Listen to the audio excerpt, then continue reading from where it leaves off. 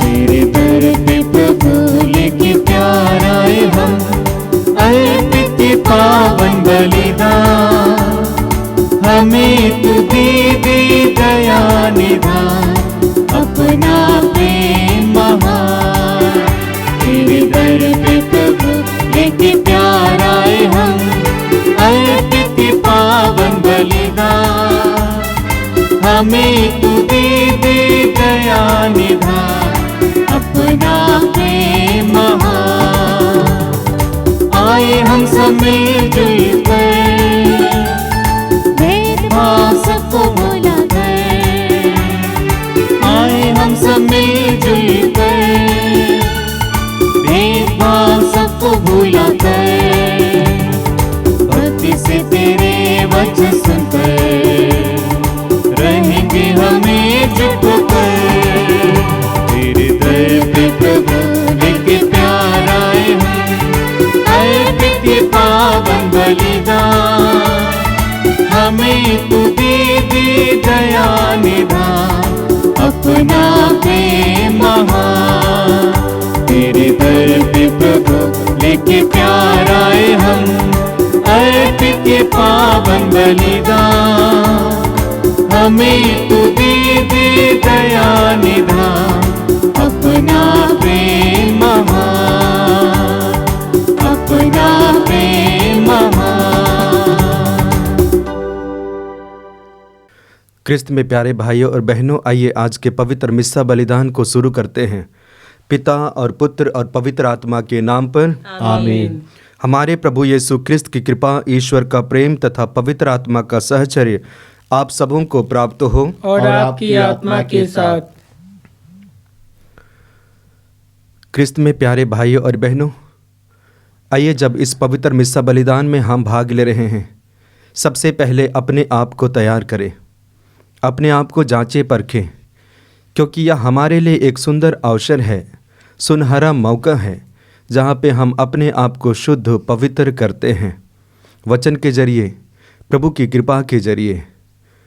तो आइए जब इस पवित्र मिस्सा बलिदान में भाग ले रहे हैं, कुछ पल हम अपनी आंखें बंद करें। आंखें बंद कीजिए, प्रभु की उपस्थिति को महसूस कीजिए, विश्वास कीजिए कि प्रभु आपके पास है। प्रभु आपको पश्चाताप करने के लिए मौका दे रहे हैं, प्रेरित कर रहे हैं। वचन में हम पढ़ेंगे, विशेष करके स्तोत्र ग्रंथ अध्याय 103 वाक्य 12 में पढ़ते हैं, पूरब पश्चिम से जितना दूर है, प्रभु हमारे पापों को हमसे उतना ही दूर कर देता है। एक तरह से शुद्ध करता है, पवित्र करता है, निष्कलंक करता है। और ये पवित्र मिस्सा बलिदान के शुरू में सब कुछ होता है, ताकि पवित्र मन, निष्कलंक मन, पवित्र हृदय, निष्कलंक हृदय के साथ इस पवित्र मिस्सा बलिदान में योग्य रीति से भाग ले सकें। आगे वचन में पढ़ते हैं, नबी यशायाह का ग्रंथ अध्याय 55 वाक्य 7। वचन इस प्रकार है कि पापी अपना मार्ग छोड़ दे और दुष्ट अपने बुरे विचार त्याग दे। वह प्रभु के पास लौट आए और वह उस पर दया करेगा, क्योंकि वह दया सागर है। जी हाँ, हमारा प्रभु दया सागर है। हमें सारे पापों को छोड़कर, सारे पापों को त्याग कर या सारे पापों को समर्पित कर प्रभु के पास आना है, जो दया सागर है, हम पर दया दिखाते हैं। तो आइए, जो मन से किए हैं, विचार से किए हैं, दृष्टि और जुबान से किए हैं, कर्म से किए हैं, सारे पापों को याद करते हुए प्रभु के चरणों पे समर्पित करें, माफ़ी मांगे, पश्चाताप करें। और आइए हम हृदय की गहराई से पश्चाताप करते हुए क्षमा याचना का गीत गाएं।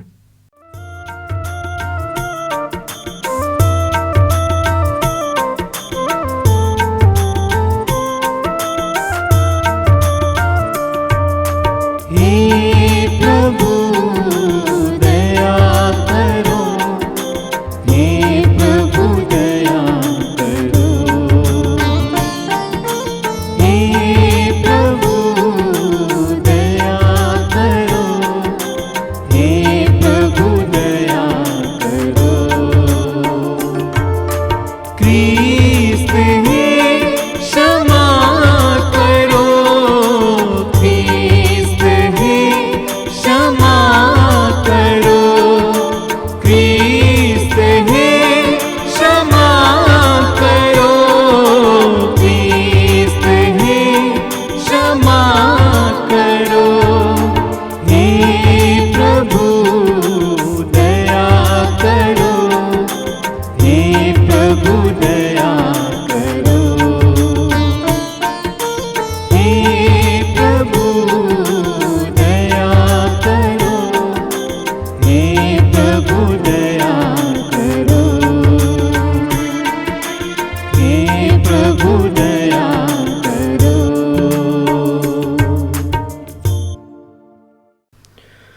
सर्वशक्तिमान ईश्वर हम लोगों पर दया करे और हमारे पाप क्षमा कर हमको अनंत जीवन प्रदान करें। आमीन। आइए हम बड़ी खुशी और उमंग के साथ महिमा का गीत गाएं।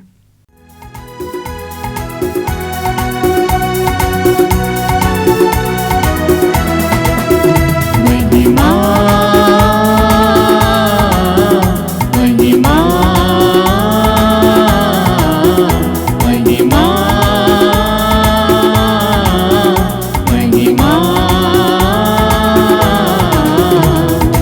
ऊंचे नभ में प्रभु की महिमा, ऊंचे नभ में प्रभु की महिमा, महिमा महिमा महिमा महिमा महिमा महिमा महिमा महिमा महिमा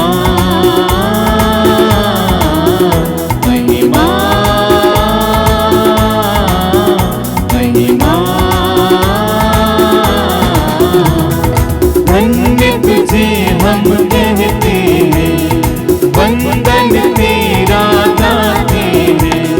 सानिधानी धपा पगम पगम रे गा, धन्य तुझे हम कहते हैं, वंदन तेरा गाते हैं। तेरी आराधना करते हैं, तेरी महिमा गाते हैं। महिमा महिमा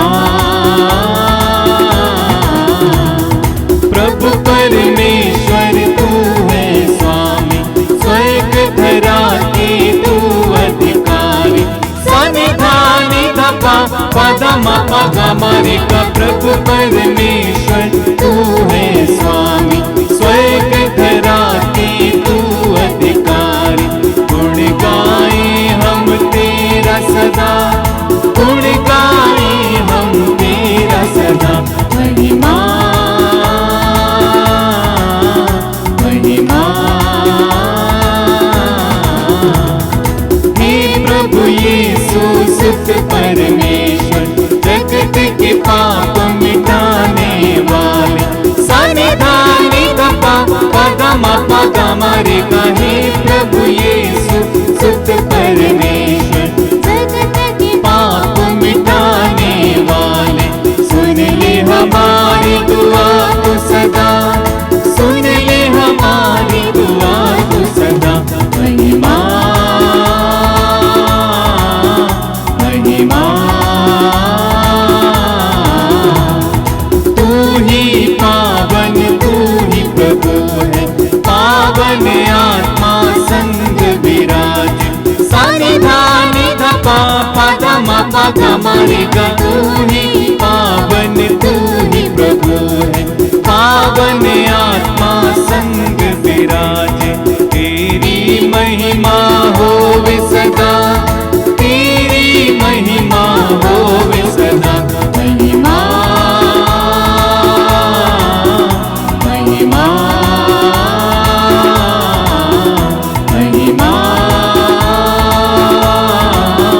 महिमा।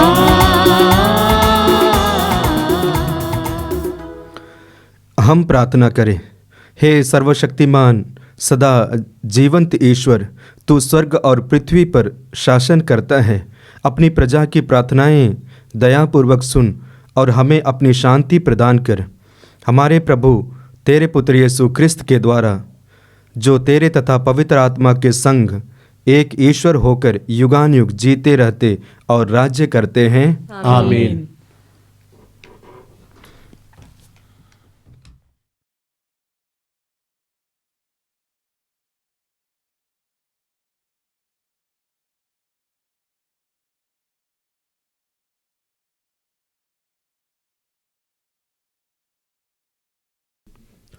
पहला पाठ नबी इसायास का ग्रंथ, अध्याय 62, पद संख्या 1 से 5 तक। मैं सियोन के विषय में तब तक चुप नहीं रहूँगा, मैं यरूशलेम के विषय में तब तक विश्राम नहीं लूँगा, जब तक उसकी धार्मिकता ऊषा की तरह नहीं चमकेगी, जब तक उसका उद्धार धधकती मशाल की तरह प्रकट नहीं होगा। तब राष्ट्र तेरी धार्मिकता देखेंगे और समस्त राजा तेरी महिमा। तेरा एक नया नाम रखा जाएगा जो प्रभु के मुख से उच्चरित होगा। तू प्रभु के हाथ में एक गौरवपूर्ण मुकुट बन जाएगी, अपने ईश्वर के हाथ में एक राजकीय किरीट। तू न तो फिर परित्यक्ता कहलाएगी और न तेरा देश उजाड़, किंतु तू परमप्रिय कहलाएगी और तेरे देश का नाम होगा सुहागिन, क्योंकि प्रभु तुझ पर प्रसन्न है। तेरे देश को एक स्वामी मिल जाएगा, जिस तरह नौजवान किसी कन्या को ब्याहता है, उसी तरह तेरा निर्माता तेरा पारित ग्रहण करेगा। जिस तरह वर अपनी वधू पर रिझता है, उसी तरह तेरा ईश्वर तुझ पर प्रसन्न होगा। यह प्रभु की वाणी है। ईश्वर को धन्यवाद।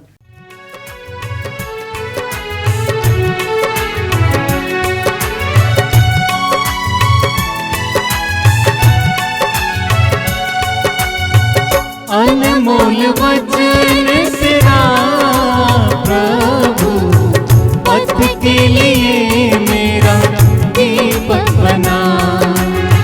रोशनी तू है खुदा यीशु, मेरे लिए तू ज्योति बना।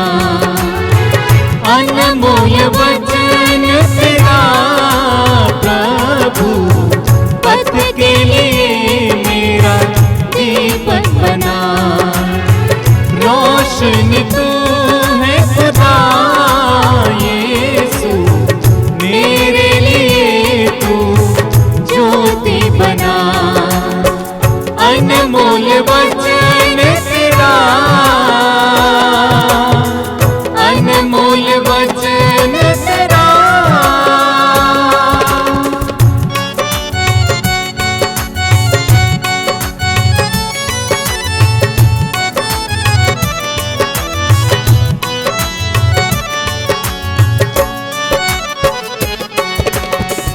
आदि में वचन था, वचन परमेश्वर था।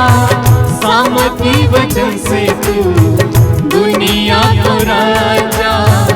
आदि में वचन था, वचन परमेश्वर था। सामर्थी वचन से तू दुनिया को राजा। मोहब्बत हुई तेरे नाम से,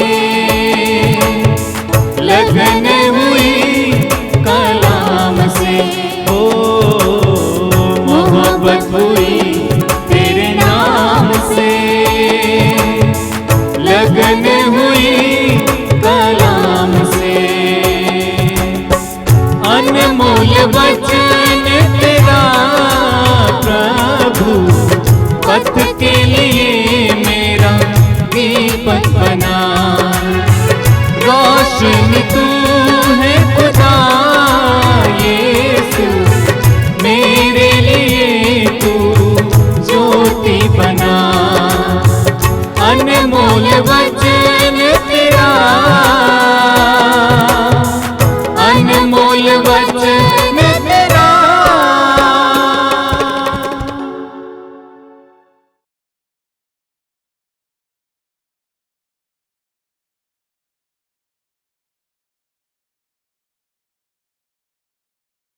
दूसरा पाठ कुरिन्थियों के नाम संत पौलुस का पहला पत्र, अध्याय 12, पद संख्या 4 से 11 तक। वही एक आत्मा अपनी इच्छा के अनुसार प्रत्येक को अलग अलग वरदान देता है। कृपादान तो नाना प्रकार के होते हैं, किंतु आत्मा एक ही है। सेवाएं तो नाना प्रकार की होती हैं, किंतु प्रभु एक ही है।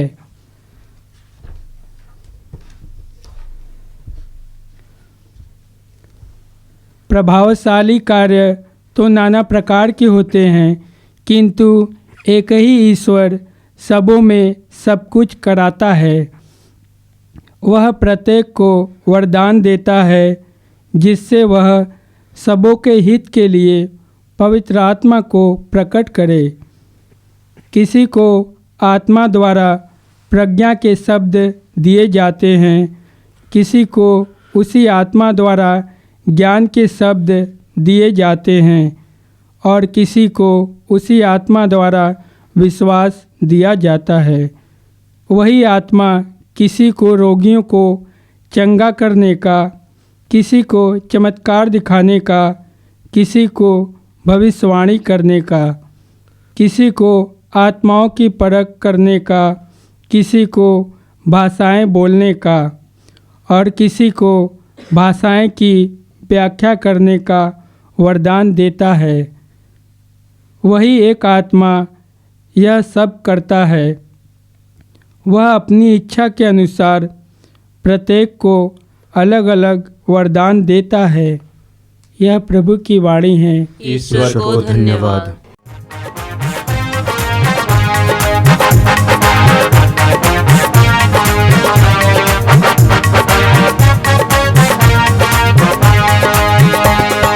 Hallelujah hallelujah hallelujah hallelujah hallelujah hallelujah hallelujah hallelujah hallelujah hallelujah hallelujah hallelujah.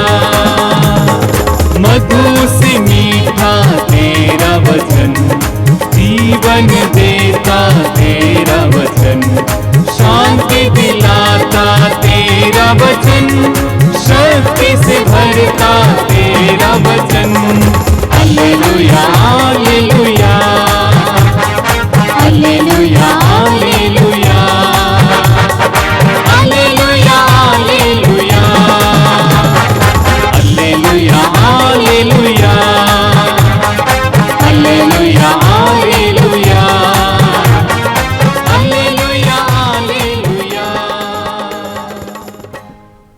प्रभु आप लोगों के साथ हो और आपकी आत्मा के साथ। संत योहन के अनुसार आज का पवित्र सुसमाचार। हे प्रभु तेरी महिमा हो।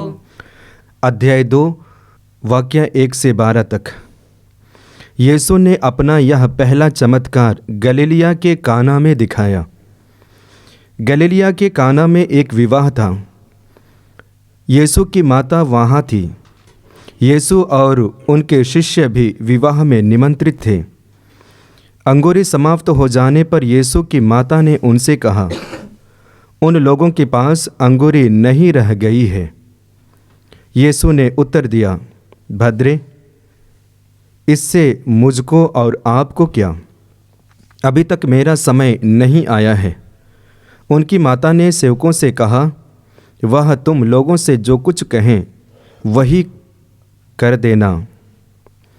वहाँ यहूदियों के शुद्धिकरण के लिए पत्थर के 6 मटके रखे थे। उनमें 2-2, 3-3 मान समाता था। यीशु ने सेवकों से कहा, मटकों में पानी भर दो। सेवकों ने उन्हें लबालब भर दिया। फिर यीशु ने उनसे कहा, अब निकालकर भोज के प्रबंधक के पास ले जाओ। उन्होंने ऐसा ही किया। प्रबंधक ने वह पानी चखा जो अंगूरी बन गया था। उसे मालूम नहीं था कि वह अंगूरी कहाँ से आई है। जिन सेवकों ने पानी निकाला था वे जानते थे। इसलिए प्रबंधक ने दूल्हे को बुलाकर कहा, सब कोई पहले बढ़िया अंगूरी परसते हैं और लोगों के नशे में आ जाने पर घटिया। आपने तो अब तक बढ़िया अंगूरी रख छोड़ी है। यीशु ने अपना यह पहला चमत्कार गलीलिया के काना में दिखाया। उन्होंने अपनी महिमा प्रकट की और उनके शिष्यों ने उनमें विश्वास किया।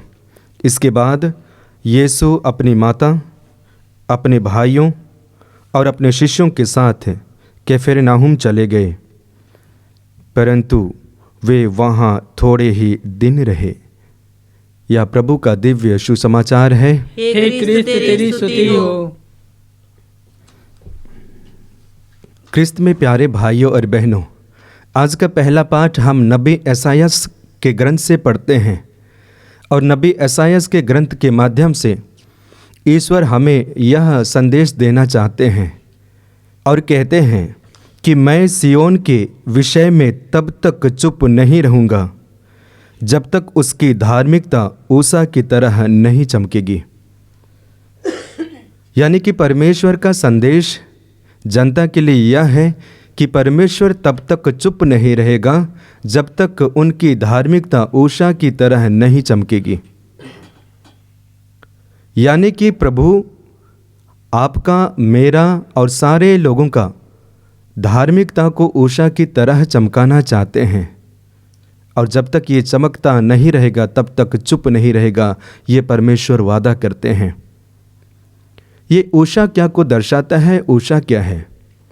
यानी कि सूर्योदय के समय हम सूर्य के को देखते हैं, यानी कि भोर के समय में जब सूर्य उदय होता है, कितना सुंदर सुनहरा मौसम होता है, समय होता है, देखने में कितना सुंदर, आकर्षण और लुभावना सा लगता है।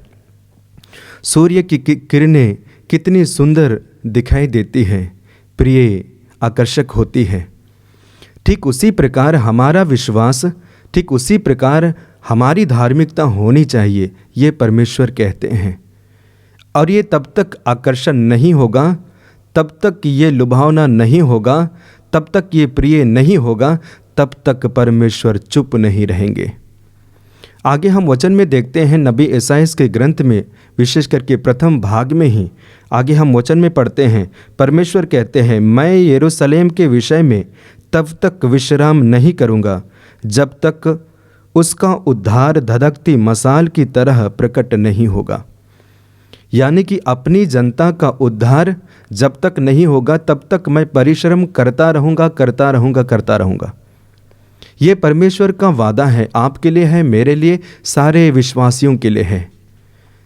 प्रभु हमें देखना चाहते हैं कि हम दिन प्रतिदिन धार्मिकता में बढ़ें, और ये धार्मिकता हमारे सर्वांगीण विकास को दर्शाता है। विश्वास में बढ़ोतरी, भरोसा में बढ़ोतरी, हमारे गुणों में बढ़ोतरी, चरित्र में बढ़ोतरी, ये सारी चीज़ों को दर्शाता है। जब तक हमारा सर्वांगीण विकास नहीं होगा, परमेश्वर चुप नहीं रहेंगे और हमारे लिए वे मेहनत करते रहेंगे, ये वादा करते हैं। आज के वचन के जरिए परमेश्वर धार्मिकता में जोर क्यों देते हैं?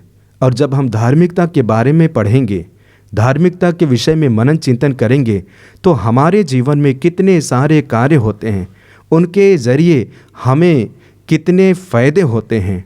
तो आइए हम वचन के द्वारा देखते हैं कि जब हम धार्मिकता में बढ़ते हैं तो हमारे जीवन में क्या क्या होता है। सबसे पहले हम पढ़ेंगे मत्ती के सुसमाचार अध्याय 6 वाक्य 33 में पढ़ते हैं। वचन इस प्रकार है, तुम सबसे पहले ईश्वर के राज्य और उसकी धार्मिकता की खोज में लगे रहो और ये सब चीज़ें तुम्हें यूं ही मिल जाएंगी। वचन बताता है कि सबसे पहले धार्मिकता की खोज में लगे रहो और बाकी चीज़ें सब कुछ यूं ही मिल जाएंगे। जो मैं चाहता हूं, जो मैं ढूंढता हूं, जिसके विषय में मेरी इच्छा है, सब कुछ यूं ही मिल जाएगा तब जब हम धार्मिकता में बढ़ेंगे। यानी कि जब हम धार्मिकता में बढ़ते हैं तो हमारे जीवन के अलग अलग क्षेत्रों में विकास होने लगता है। चीज़ों को पाना चाहते हैं, यूं ही मिल जाता है। मनुष्य के जीवन में अक्सर हम क्या देखते हैं? एक तरह से प्यार पाना चाहते हैं, दूसरा सम्मान पाना चाहते हैं, एक दूसरे के बीच में रहना पसंद करते हैं, हम अपने अच्छे चरित्र और गुणों में बढ़ना चाहते हैं। ये सारी चीज़ें यूं ही मिल जाएगा जब हम धार्मिकता में बढ़ेंगे।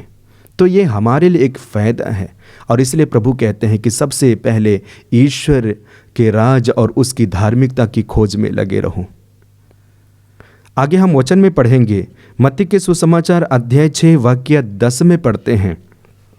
वचन इस प्रकार है कि धन्य है वे जो धार्मिकता के कारण अत्याचार सहते हैं, स्वर्ग राज उन्हीं का है। वचन क्या बताता है? वचन बताता है कि धन्य है वे जो धार्मिकता के कारण अत्याचार सहते हैं, स्वर्ग राज उन्हीं का है।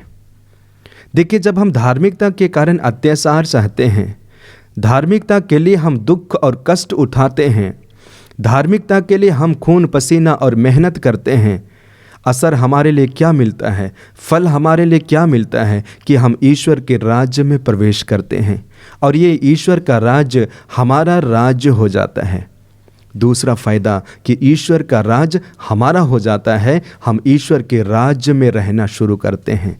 ये धार्मिकता का कारण है, धार्मिकता का फल है। और इसलिए परमेश्वर जोर देते हैं कि निरंतर हम धार्मिकता में बढ़ते जाएं। आगे हम वचन में पढ़ेंगे, सुक्ति ग्रंथ अध्याय 11 वाक्य 30 में वचन इस प्रकार है, धर्मी को जीवन वृक्ष प्राप्त होता है, बुद्धिमान लोगों का हृदय मोह लेता है। वचन क्या बताता है कि धर्मी को जीवन वृक्ष प्राप्त होता है और वह बुद्धिमान लोगों का हृदय मोह लेता है। यानी कि जो व्यक्ति धार्मिकता में चलता है, धार्मिक जीवन जीता है, वह उसे जीवन वृक्ष प्राप्त होता है। जीवन वृक्ष यानी कि जीवन मिलता है, जीवन का आनंद मिलता है, जीवन का सुख मिलता है, जीवन की खुशी मिलती है और वह बुद्धिमान लोगों का हृदय मोह लेता है, यानी कि लोगों का हृदय जीत लेता है। कौन? जो धार्मिक जीवन जीता है, धार्मिकता में बढ़ता है। ये तीसरा फायदा है। आगे हम वचन में पढ़ेंगे, योहन के पहले पत्र अध्याय 2 वाक्य 29 में पढ़ते हैं। वचन इस प्रकार है, यदि तुम जानते हो कि वह निष्पाप है तो यह भी समझ लो कि जो धर्माचरण करता है वह ईश्वर की संतान है।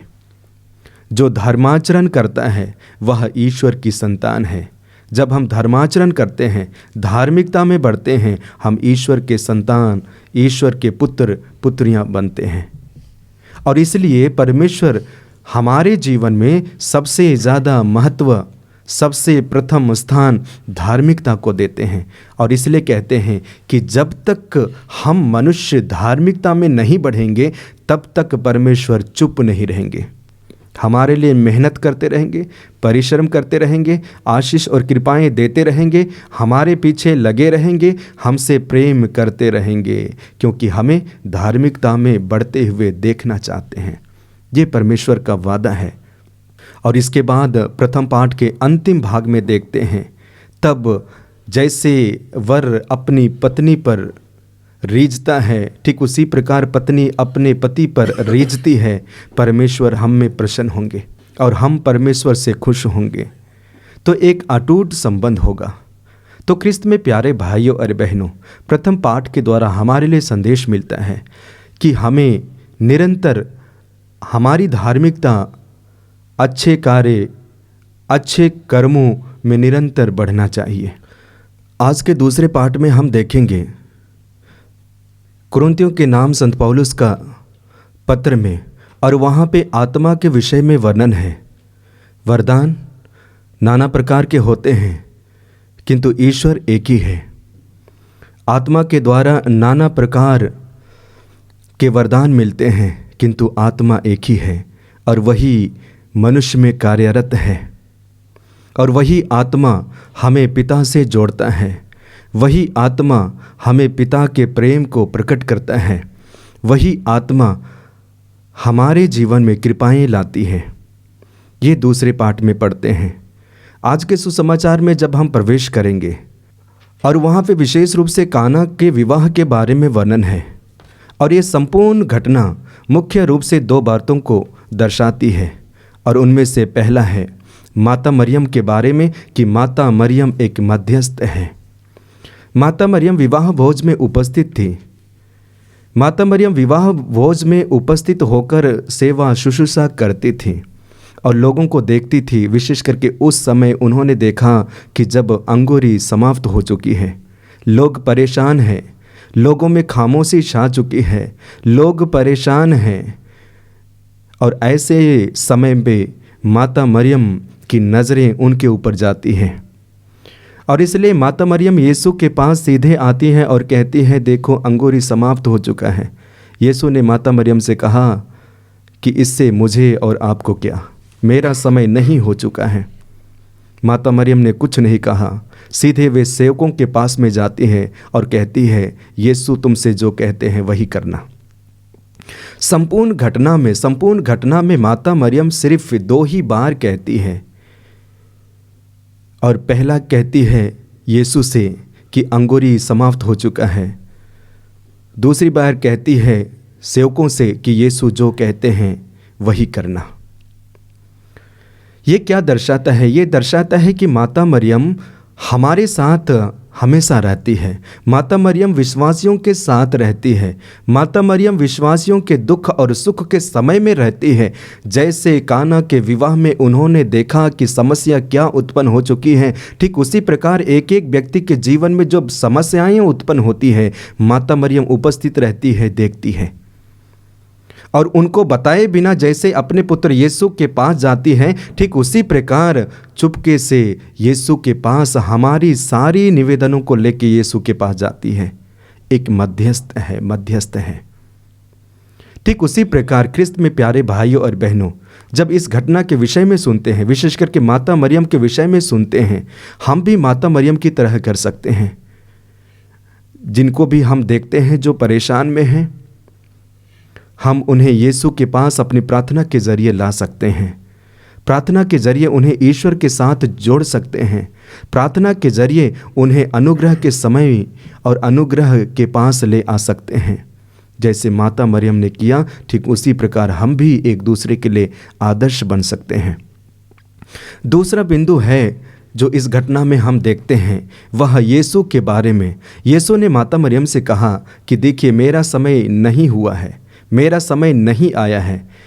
फिर भी अंत में उन्होंने वही किया जो माता ने कहा, यानी कि माता मरियम जो कहती है, यीशु अंत में समय नहीं पहुंचने के बाद भी वही करते हैं। और यीशु मसीह का यह पहला चमत्कार रहा। और प्रभु यीशु मसीह के चमत्कारों को देखने के बाद में काफ़ी लोग विश्वास करने लगे। शिष्यों का विश्वास मजबूत हुआ। और ये चमत्कार मुख्य रूप से क्या दर्शाता है कि जब भी प्रभु यीशु मसीह चमत्कार करते हैं, जब भी प्रभु यीशु मसीह किसी को वरदान देते हैं, पूरा देते हैं, कहा जाए तो हद से ज़्यादा देते हैं। और इसके बारे में बाइबल में हम देखेंगे कि यीशु ने कहा कि उन 6 मटकों में पानी भर दो, 6 मटकों में। और ये क्या दर्शाता है कि सारे लोग लबालब भर देते हैं, पीने के बाद में बच भी जाता है, यानी कि आवश्यक से ज़्यादा यीशु देते हैं, ज़रूरत से ज़्यादा यीशु देते हैं, 100% देते हैं। ठीक उसी प्रकार आप रोटियों के चमत्कार को देखिए। 5000 थे, लेकिन उनको खाने के बाद में, अर्थात रोटियों को खाने के बाद में 12 टोकरे बच गए। हद से ज़्यादा, यानी कि आवश्यकता से ज़्यादा।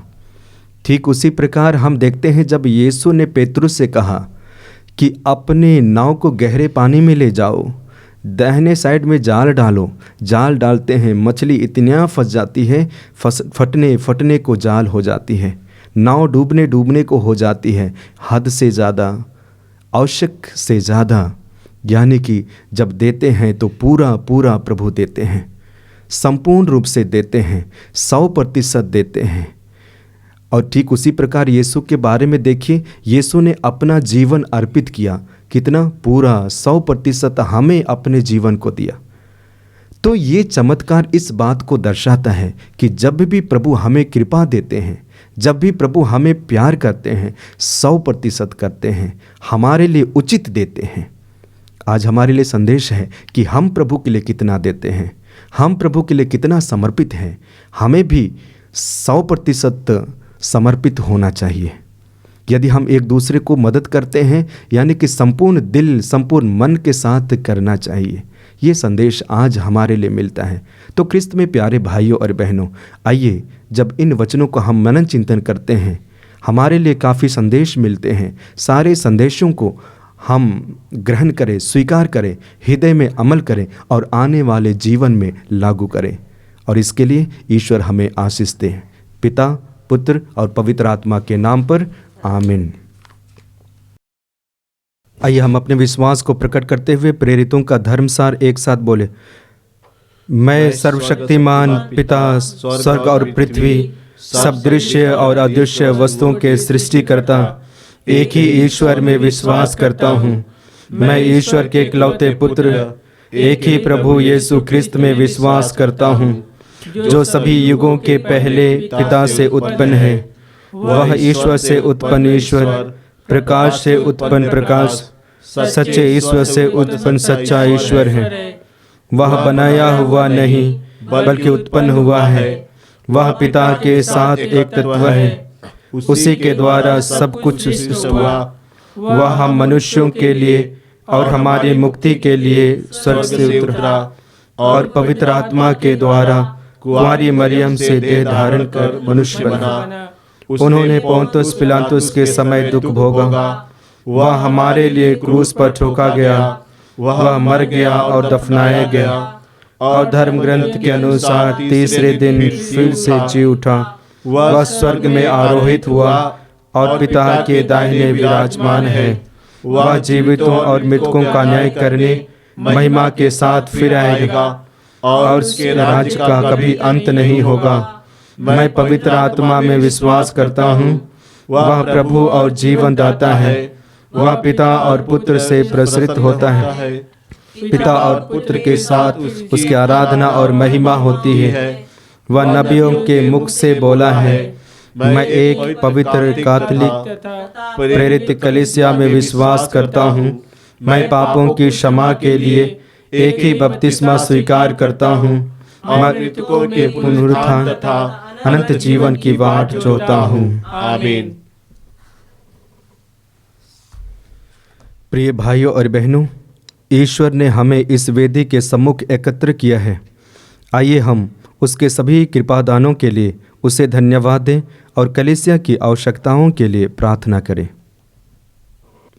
हे प्रभु यीशु, हम प्रार्थना करते हैं जिन्होंने धर्म संज्ञा जीवन में अपने को समर्पित किया है, उनकी निर्धनता में उन्हें संपन्न बनाना, उनके ब्रह्मचर्य में तू उनका प्रेमी बन जाना, आज्ञाकारिता का भार उनके लिए हल्का बना देना। इसके लिए हम प्रेम पिता से प्रार्थना करें। हे पिता, हमारी प्रार्थना सुन। हे प्रभु यीशु, एक ही परिवार के सदस्यों जैसे हम तेरे प्रति भोज में भाग ले रहे हैं।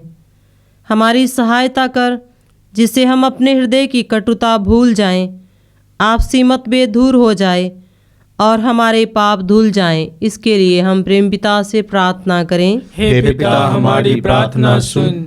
हे प्रभु यीशु, जैसे तूने काना नगर के विवाह भोज में पानी को अंगूरी में परिवर्तित किया, उसी तरह हे प्रभु हमारे परिवार की कमी घटी को पूरा करने और अपनी महिमा प्रकट करने के लिए हमारे परिवारों को आशीष देने आइए। इसके लिए हम प्रार्थना करें। हे पिता, हमारी प्रार्थना सुन। हे प्रभु यीशु, बहुत सारे लोग कोरोना और ओमिक्रॉन से डरे हुए हैं। कई लोग इसके शिकार हो रहे हैं। कई लोग इसकी चपेट में आ चुके हैं। हे प्रभु यीशु, तूने कहा है जागते रहो और प्रार्थना करते रहो। हे प्रभु यीशु, हमारे विश्वास को दृढ़ और मजबूत कीजिए ताकि हम प्रार्थना के सहारे इस महामारी का सामना कर सकें। इसके लिए हम प्रार्थना करें। हे पिता, हमारी प्रार्थना सुन। हे प्रभु यीशु, हम प्रार्थना करते हैं कि हमें इतनी शक्ति दीजिए, तेरा प्रकाश दीजिए ताकि इस संसार में जो भी अंधकार में है उन्हें प्रकाश में ला सकें। हे प्रभु यीशु, इतने सारे लोग दुखित और पीड़ित हैं, पाप के दलदल में फंसे हुए हैं। तू ही एकमात्र मुक्तिदाता ईश्वर है। उन्हें इस शैतान के चंगुल से छुड़ाने के लिए आइए। इसके लिए हम प्रेम पिता से प्रार्थना करें। हे पिता, हमारी प्रार्थना सुन। हम प्रार्थना करें। हे प्रभु, अपनी कलीसिया के निवेदनों पर ध्यान दें। हम अपने पुण्य फलों पर नहीं बल्कि तेरी दया पर भरोसा रखते हैं। कृपा करके हमारी सहायता, हमारी आवश्यकताएं पूरी कर, हमारे प्रभु क्रिस्त के द्वारा। आमीन।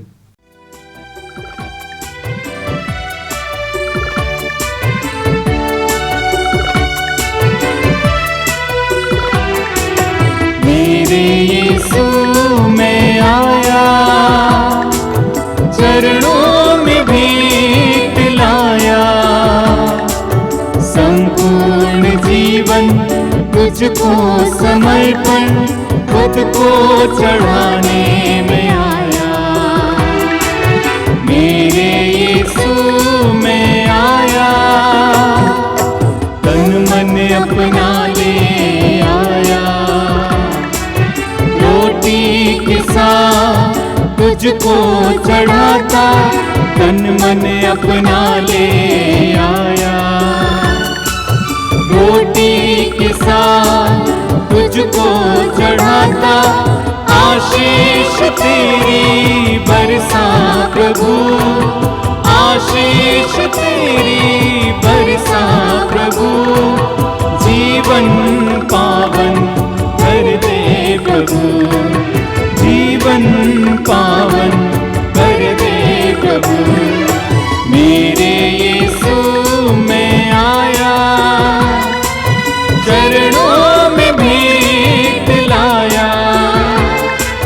संपूर्ण जीवन तुझको समर्पण, खुद को चढ़ाने में आया। मेरे यीशु में आया। भाई और बहनों, प्रार्थना कीजिए कि सर्वशक्तिमान पिता ईश्वर मेरा और आप लोगों का यह बलिदान ग्रहण करें। प्रभु अपने नाम की स्तुति तथा महिमा के लिए और हमारे तथा अपने समस्त पवित्र कलीसिया के लाभ के लिए आपके हाथों से यह बलिदान स्वीकार करें।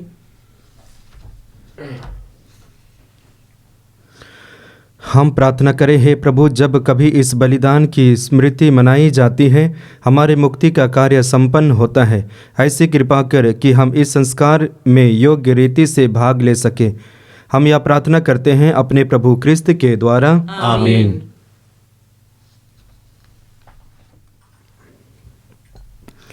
प्रभु आप लोगों के साथ हो और आपकी आत्मा के साथ। प्रभु में मन लगाइए, हम प्रभु में मन लगाए हुए हैं। हम अपने प्रभु ईश्वर को धन्यवाद दें। यह उचित और न्याय संगत है। हे प्रभु पवित्र पिता, सर्वशक्तिमान और शाश्वत ईश्वर, यह वास्तव में उचित और न्याय संगत है। हमारा कर्तव्य तथा कल्याण है कि हम सदा और सर्वत्र अपने प्रभु क्रिस्त के द्वारा तुझे धन्यवाद दें। इन्होंने पतित मानव पर तरस खाकर स्वयं को दीन बना लिया और कुंवारी मरियम से जन्म लेने की कृपा की। इन्होंने क्रूस की यातना सहकर हमें अनंत मृत्यु से मुक्त कर दिया और पुनर्जीवित होकर हमें अनंत जीवन प्रदान किया है। इसलिए दूतों और महादूतों, सिंहासन और साम्राज्य, स्वर्गिक सेनाओं और शक्तियों के साथ मिलकर हम अनंत काल तक तेरा महिमा गान करते हैं।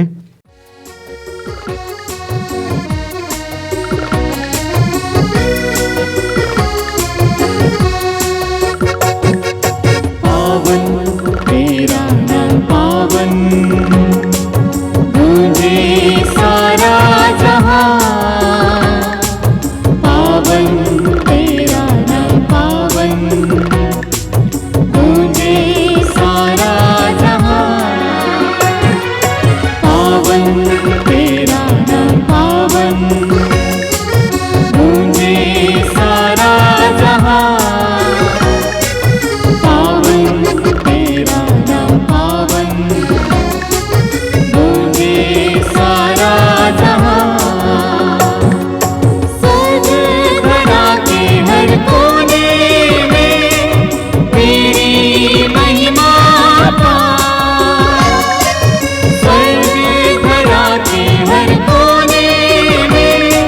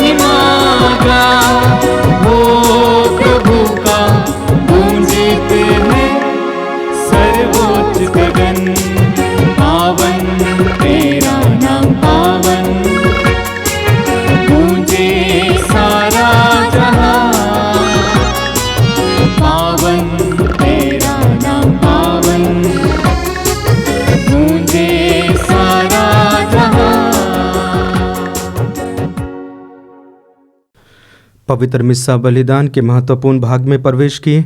आइए हम अपने आप को तैयार करें। हे प्रभु, तू वास्तव में पवित्र है, सारी पवित्रता का स्रोत है।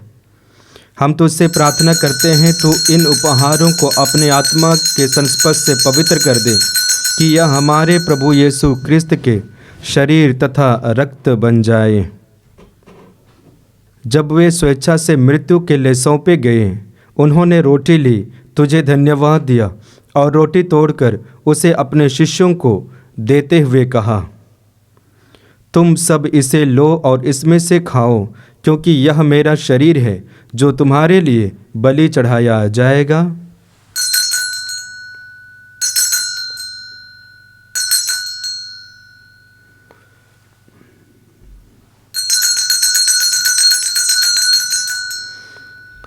इसी भांति भोजन के बाद उन्होंने कटोरा लिया, तुझे धन्यवाद दिया और उसे अपने शिष्यों को देते हुए कहा, तुम सब इसे लो और इसमें से पियो, क्योंकि यह मेरे रक्त का कटोरा है, नवीन और अनंत व्यवस्थान का रक्त, जो तुम्हारे और बहुतों के पापों की क्षमा के लिए बहाया जाएगा। तुम मेरी स्मृति में यह किया करो।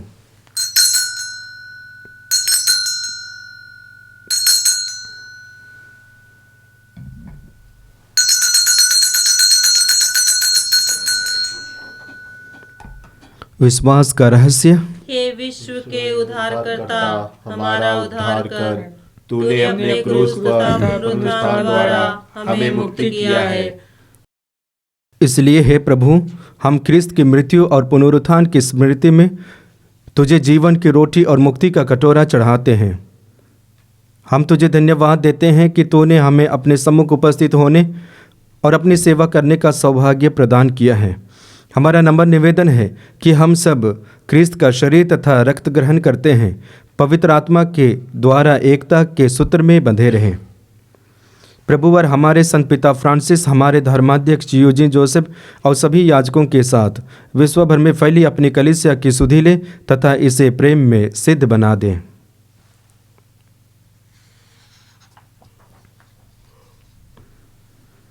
हमारे उन भाई बहनों की भी सुधि ले जो पुनरुत्थान की आशा में परलोक सिधा चुके हैं, उन्हें और सभी मृतकों को अपने पुण्य दर्शन का सौभाग्य प्रदान कर हम सब पर दया दृष्टि डाल कि हम भी अनंत जीवन के सहभागी बने और ईश्वर की माता धन्य कुमारी मरियम, उनके वर धन्य योसेफ, धन्य प्रेरितों तथा सब संतों के साथ जो युग युग में तेरे प्रति विश्वस्त बने रहें, तेरी स्तुति और महिमा कर सके, तेरे पुत्र यीशु क्रिस्त के द्वारा। आमीन। आइए हम त्रिएक ईश्वर का गुणगान एक साथ करें। इन्हीं प्रभु क्रिस्त के द्वारा, इन्हीं के साथ और इन्हीं में, हे सर्वशक्तिमान पिता ईश्वर, पवित्र आत्मा के साथ सारा गौरव तथा सम्मान युगानुयुग तेरा ही है। आमीन, आमीन, आमीन।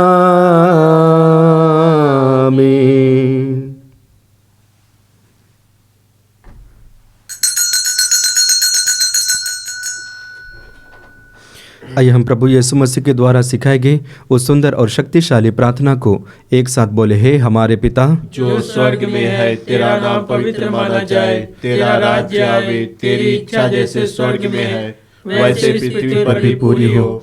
हमारा प्रतिदिन का आहार आज हमें दे और हमारे अपराध हमें क्षमा कर, जैसे हम भी अपने अपराधियों को क्षमा करते हैं, और हमें परीक्षा में न डाल परंतु बुराई से बचा। क्योंकि तेरा राज्य, तेरा सामर्थ्य और तेरी महिमा अनंत काल तक बनी रहती है। हे प्रभु यीशु क्रिस्त ने अपने प्रेरितों से कहा है, मैं तुम्हारे लिए शांति छोड़ जाता हूँ, अपनी शांति तुम्हें प्रदान करता हूँ। तो हमारे पापों पर नहीं, अपनी कलीसिया के विश्वास पर दृष्टि डाल, उसे शांति तथा एकता प्रदान कर। तू जो युगानुयुग जीता रहता और राज्य करता है। आमीन। प्रभु की शांति सदा आप लोगों के साथ रहे और आपकी आत्मा के साथ। परस्पर शांति अभिवादन कीजिए। हे ईश्वर के मेमने, तू संसार के पाप पर लेता है, हम पर दया कर। हे ईश्वर के मेमने, तू संसार के पाप हर लेता है, हम पर दया कर। हे ईश्वर के मेमने, तू संसार के पाप हर लेता है, हमें शांति प्रदान कर। देखिए ईश्वर का मेमना जो संसार के पाप हर लेता है, धन्य है वे जो प्रभु के इस बोझ में बुलाए जाते हैं। हे प्रभु, मैं इस योग्य नहीं हूँ कि तू मेरे यहाँ आए, किंतु एक ही शब्द कह दे और मेरी आत्मा चंगी हो जाएगी।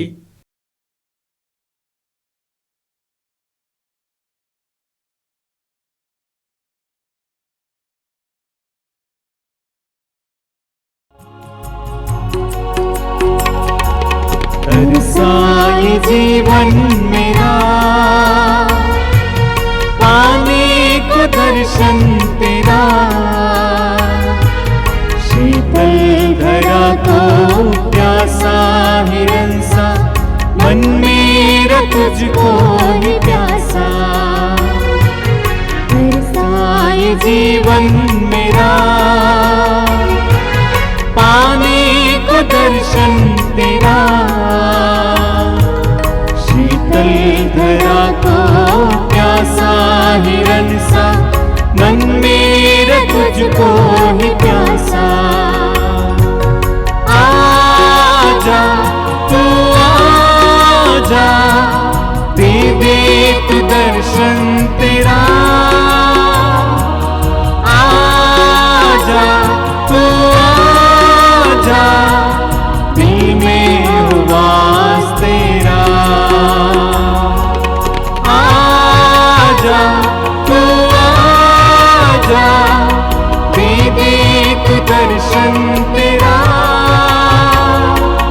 आजा तू आजा, दिल में हो वास तेरा।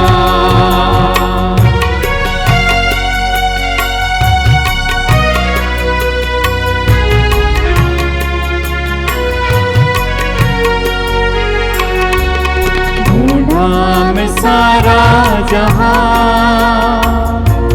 पाया न तुझको वहां, तेरी शरण में आया यहाँ, पूरे करो मेरे अरमान। ढूंढा मैं सारा जहां,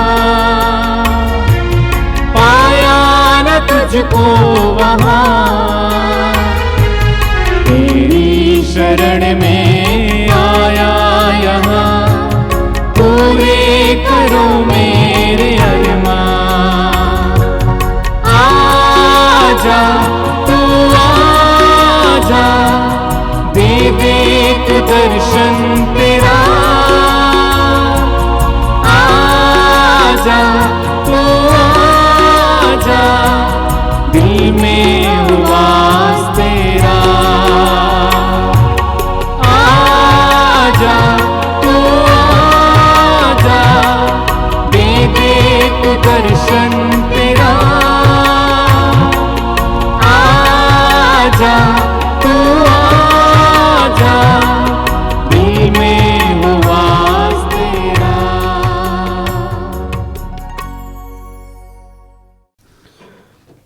हम प्रार्थना करें। हे प्रभु, हमारे हृदयों में अपने प्रेम का आत्मा उड़ेल दे। तूने हमें इस स्वर्गिक रोटी से पोषित किया है, अब हमें अपने प्रेम के सूत्र में एक बना दे। हमारे प्रभु क्रिस्त के द्वारा आमीन। प्रभु आप लोगों के साथ हो और आपकी आत्मा के साथ। सर्वशक्तिमान ईश्वर पिता और पुत्र और पवित्र आत्मा आप सबों को आशीर्वाद प्रदान करें। आमीन। आप लोग भी डाले क्रिस्त की ज्योति जलाए। ईश्वर को धन्यवाद।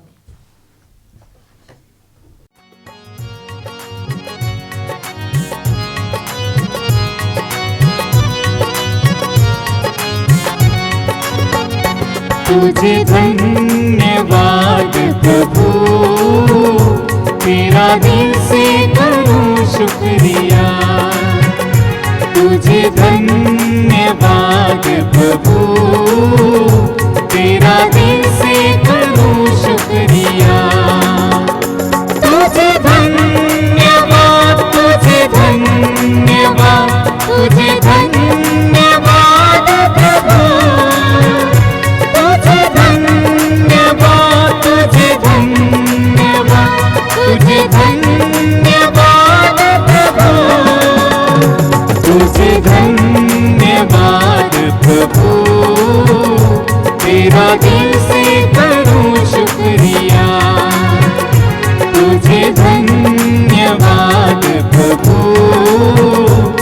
मेरा दिल से